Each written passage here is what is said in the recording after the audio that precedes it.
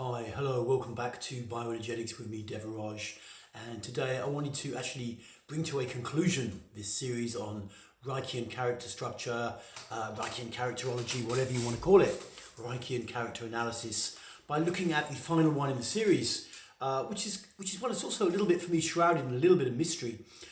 Essentially, the influencer or inspirer or leader or psychopath, as they were originally labeled.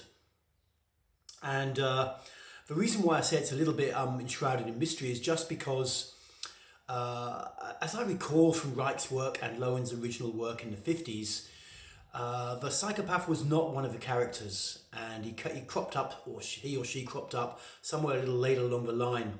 And what I've heard is that was because Reich was so strongly himself, as the creator of characterology, was so strongly in this character that he didn't really notice it or label it as an issue in any way. If you're watching this and you know where the psychopath character, how he or she got into character structure, then do leave me a little note at the bottom, because I'd be intrigued to learn. Anyway, let's get into this, because this is I find it quite fascinating in many ways. Because I don't know, I mean, it's like these characters increasingly exert an incredible fascination for society, and that is probably because nearly every influential person in the history of our civilization has been from this category. You know, if we just look down the list of, say, Aristotle, Socrates, Jesus, Muhammad, Hannibal, Alexander the Great, Isaac Newton, Elizabeth I, Einstein, Churchill, Bill Clinton, Mother Teresa, Madonna, Osho, Donald Trump and Greta Thunberg, to name but a few, can all certainly be placed in this category. And the reason I can say this with some degree of certainty or conviction is also because what's interesting about the psychopath or the inspirer, influencer, if you like, is that it's the only one of the Reichian characters that is actually identified as a character in traditional psychiatry, which refers to usually the Diagnostic and Statistical Manual, DSM-5 nowadays, which is a very big book that psychiatrists have and lists 150 different types of depression and God knows what.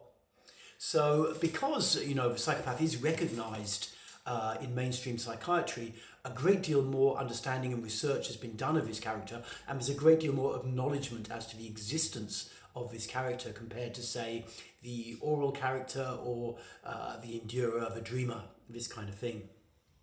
And like I said, pretty much every influential person in our society is from this character background, and so this has stimulated a lot of excitement and research. There was a great article in Scientific American, maybe Scientific American Mind, the psychology version, about 2 years ago, looking at, world leaders. And what had happened was that a biographer, they contacted like a biographer of each of the, most predominant people in the last 2,000-3,000 years of human history. And they'd asked them to run them through the PPI revised, the Personal Psychopath Inventory revised. And to so they found an expert on Hannibal and got him to put him through this questionnaire, and it came up, yes, psychopath, this kind of thing. So in many ways they're fascinating. We know a lot more about them, and there's a lot more studies on them from a lot wider range of backgrounds than say the oral or something like this, which is more because characterology is more on the margins of psychology. Let me just find out how to scroll up my little thing here.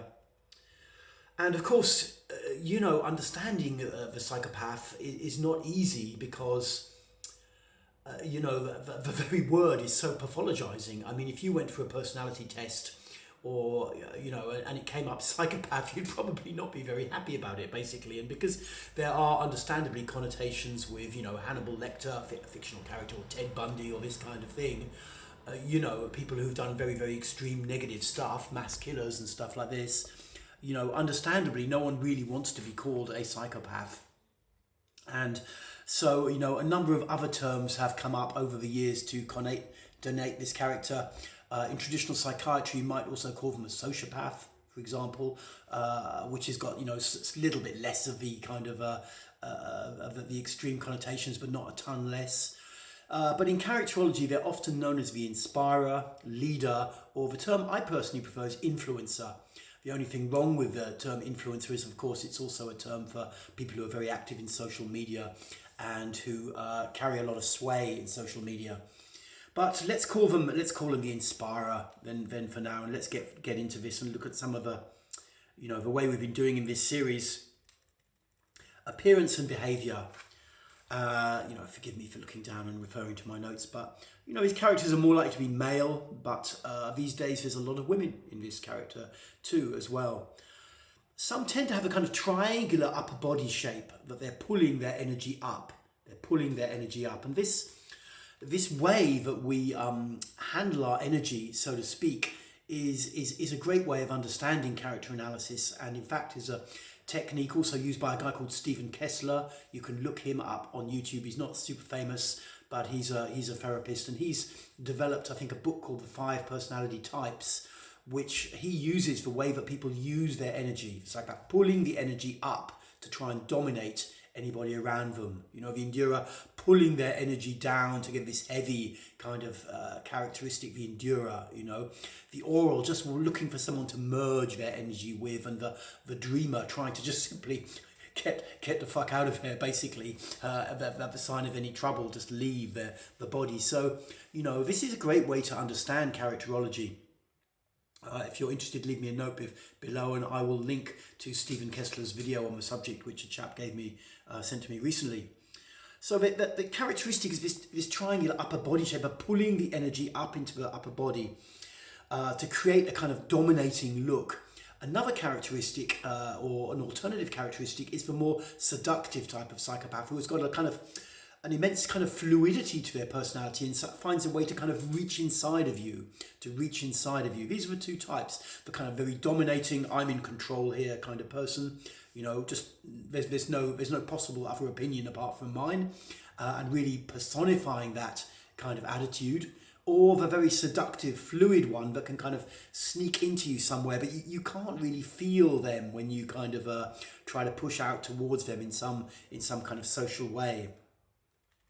What is particularly interesting, I find, about this character, the inspirer, influencer, essentially, you see, they haven't really, what you see with a lot of the other character types that Reich classified, they're very much controlled by the fact that they need to repress emotions in a certain way, whether it's becoming very rigid or escaping or whatever, But with the psychopath, they kind of, particularly the more successful one, and by that I don't mean the kind of mass killers, but the ones who get to be world leaders or the CEOs or whatever, they are accessing the energy of emotion, but they are not so emotional themselves. And they have their hands on their energy, but they can kind of bring it up into their body and project it outwards and create this kind of magnetic, powerful personality. And this is very much, to me personally, a strong characteristic of this personality type. This is how they're using their energy. And this, to me, raises some very interesting questions about how dangerous or pathologized these characters really are, because, studying and working with bioenergetics a lot, in many ways what we're doing with bioenergetics is similar. It is not, yes, you do become more emotional doing bioenergetics, and you feel pain when something hurts you, and you get angry when your borders are kind of threatened in some ways. But in many ways what you're doing is simply opening up the whole layer within the muscle system where a lot of your energy has been bound up. This is a core concept, It's been bound up through the traumatic experiences, the freezing stuff that's gone on in your brain during trauma. And a lot of your energy is bound up into your muscle system, and it's just sitting there. Plus, you're probably expending a lot of energy just holding it in place. So the average human being on an energetic level is really dysfunctional. They're really dysfunctional, and they're just staggering through the day. But in actuality, everyone has a shit ton of energy. In reality, it's all bound up in the muscle system from our childhoods, and because of certain vagaries of human development when we moved away from the apes, essentially. And what the sociopath or psychopath or influencer, inspirer is doing, essentially, they can access their energy. A successful one can access their energy, but they're not really directing it into human emotions. And essentially when you do bioenergetics, you a little bit have the same choice. You have a little bit have the same choice. You can access the energy of emotion. You can access your energy on quite a deep level. But you can direct it into emotional pain. You can direct it into becoming angry. But you can also just direct it into having energy. And so, it's interesting. I find it interesting. What you will classically see with the influencer inspirer character type is they're not really so interested in pleasure. They're much more interested in power. This is a key thing because particularly, the powerful ones are very charismatic and, they are usually sexually attractive to people. Particularly the male in this type is sexually attractive to women. I remember a famous story of an old Osho woman, sannyasin, who was protesting outside the American embassy about something in the 90s, and one of the guards took him inside. She was going to chain herself to the railings or something, and took him inside and sat him down, and they wondered what the hell's going to go on here. And then this incredible guy who was something in the American government, not like the president or something, came in to chat to them, and they just said he was so full of charisma, they just kind of forgot all about the thing they were protesting about and just were, whoa, this guy's like something, and they have this power, they are projecting a lot of energy outwards. Also with the seductive ones, maybe similar, but particularly the powerful. They're really projecting such an energy field outwards. You might have in your mind before you meet one of these characters, I'm going to really show them a piece of my mind, but when it comes down to it, they're like, you're swept away by their energy. You're taken in by their energy, their charisma. The words that they speak are imbued with energy and it reaches into you. And so this is interesting. And of course, it creates the possibility that you can be incredibly manipulative, Machiavellian, Machiavelli's book The Prince. I've never really read it. I've read a bit of a synopsis once, but it's a kind of guide to how to manipulate the shit out of people, basically, essentially. Another thing what's interesting also about this character type, because remember, whilst there are a small proportion of people in this category who are very successful and influential power out in the world, of course, a good 99% of influencers are not. They are not. And something they really struggle with is a capacity to learn from their mistakes. It is so difficult for their ego to admit that they're wrong, it makes it very hard to learn from their mistakes. So they will just tend to keep on going, trying to prove to themselves, other people around them, or the world in general, that they were right. They were right. They have very, very low levels of self-doubt. Their ego is Teflon coated. This kind of Teflon coated ego, I've spoken about this before. It's also characteristic of people in their 20s, from the late teenage years onwards. Your ego is kind of coated in Teflon. It's like something from your evolution, and fundamentally you don't really believe that you're wrong. To connect with a group, you might have to pretend you do, but underneath it all, you don't really believe it. And, you project your own personal wounds out and see the problems in the world, Got issues with authority from your dad, you're 22 years old, you want to fight authority out in the world, and you feel very motivated and all politically correct for doing so. But of course, it's just an act out.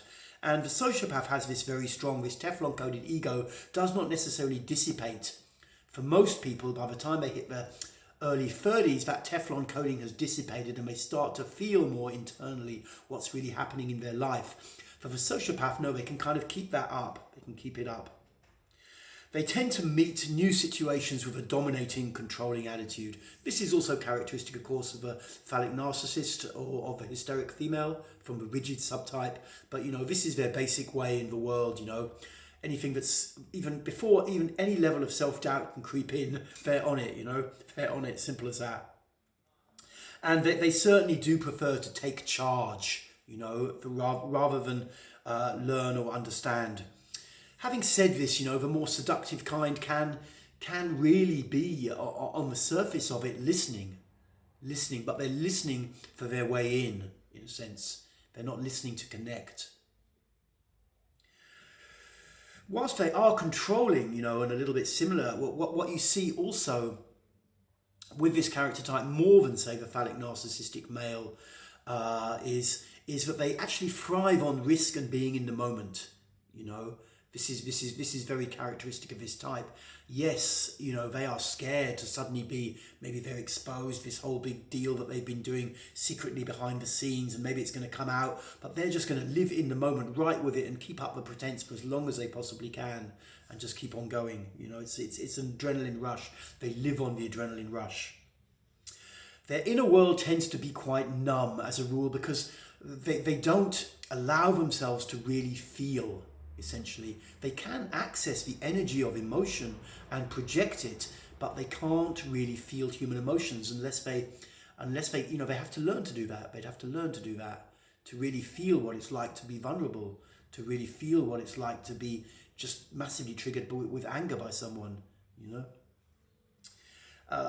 So they tend to be kind of numb in their inner world, but there often will be a kind of anxiety that can build up if they don't move their energy in some way or do something.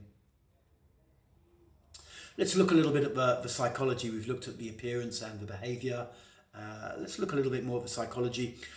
What's really interesting about this character type is that its origins are not well attributed to childhood in the same way that the other Reichian characters are. The oral character, yes, there's this sense of abandonment in early childhood. The dreamer, there's the sense of being rejected by the mother. The endurer has this sense of having their ego crushed within the first 6 months of their life.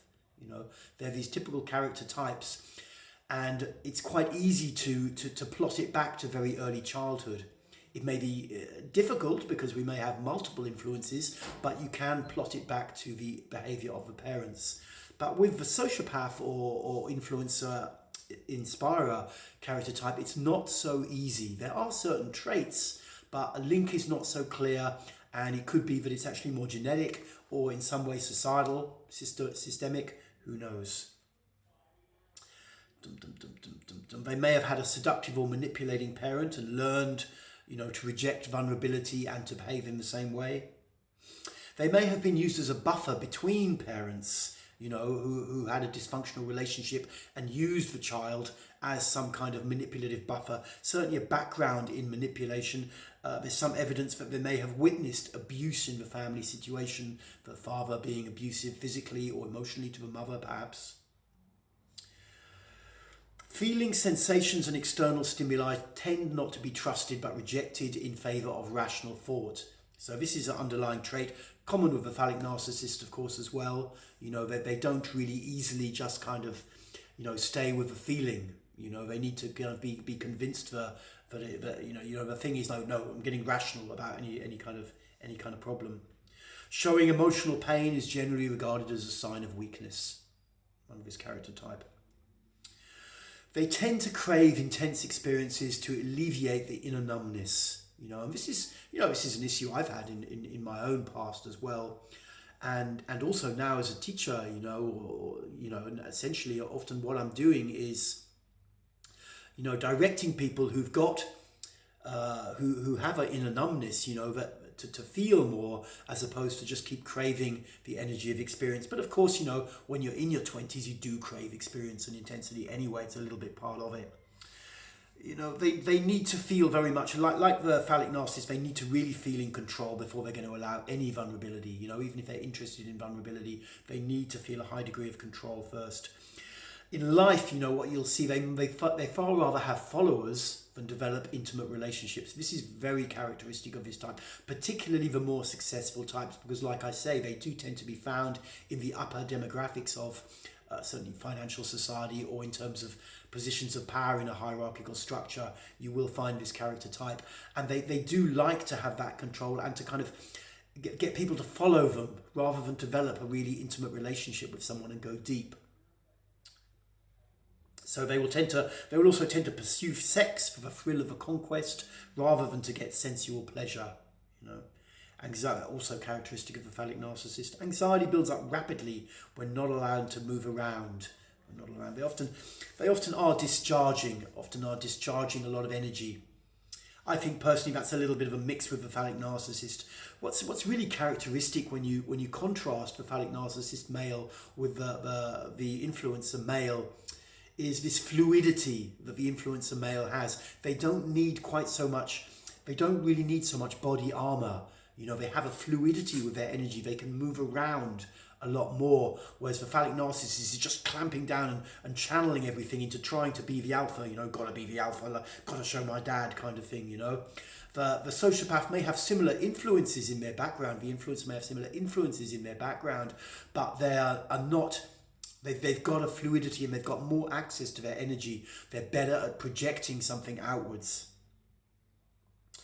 Generally in the body, you know, the energy, yes, like we said, is driven up into the chest and the eyes, particularly powerful eyes, and they don't really ground their energy. They constrict their pelvis. You know, they constrict the pelvis so the energy doesn't flow down to earth, and then they've got all this energy in their upper body to sort of supercharge their personality and, you know, try and get their needs met like that. You know, they become gurus. They become gurus basically on some level or other.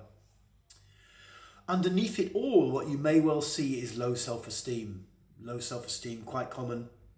And, you know, this is, it's just, those kind of feelings are just avoided, and they're busy just projecting themselves out into the world. They assess the situation they're in, they learn who they need to be, and bang, they project it out. They project it out. And that is, you know, they avoid some of the self-esteem also by focusing on achievement. You know, which is common.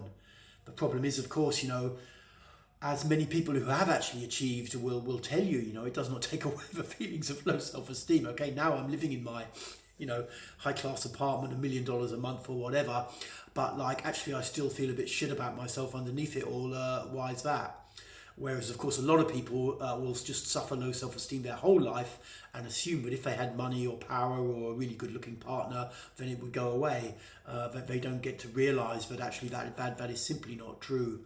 You have to look at it to start to change it.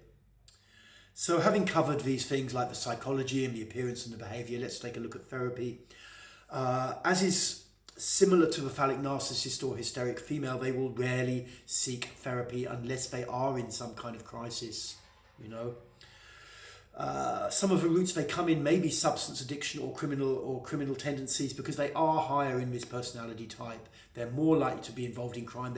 They're less likely to, you know, to just innately have fear or respect the law. They probably won't respect the law very much, you know. They not deep inside, and so they may well, you know, just do a bit of casual crime. They may get in trouble for that, and the courts or the judge, or maybe internally, they may think, fuck, I need to stop this and I need to do some therapy. But it's not easy to help someone from this background, really. You know, they need to go on quite a big journey within them, and they need to be willing to do that. They need to be willing to do that. You know, it's a colossal change for the average influencer like this to have to look inside, examine their feelings and feel and be honest and allow vulnerability. It's a huge change. It's a 180-degree turnaround from how they've lived their entire life, probably since very early childhood. So it is not easy for them to see issues as internal. You know, they've still got this Teflon coating around their ego, and they will naturally see things there. And, you know, in reality, they'll probably need a therapist that they feel they can totally dominate in order for them to actually be a bit vulnerable, basically, to be a bit vulnerable. I mean, at the end of the day, it's a lot to do with human emotionality, and as soon as, you know, someone from this characteristic can really get into anger or really get into emotional pain, and often one leads to the other anyway, you know, then they're on the road to health again. But I'm a little hesitant about some of this stuff, you know, because, you know, back in the 60s and 70s, and when political psychology was at its kind of height, Eric Fromm, and well, I'm not an expert on this kind of thing, and Lowen's own political viewpoints, you know, one of the beliefs that really emerged from modern psychology was that if we could just stop kids having such a traumatic childhood, then they would naturally be happy and healthy. And some 50 years down the line, I'd say that is categorically not really the case, you know. If you don't have something to inspire you to look inside, you probably will just mong and space out, basically. As simple as that, space out. You know, it's that is the reality of it. And, you know, obviously traumatizing the shit out of kids is not ideal, but I mean, for me personally, it did at least lead to me eventually self-examining to the point where I became relatively healed, and certainly could have a totally functional social life and love life and stuff if I wanted to.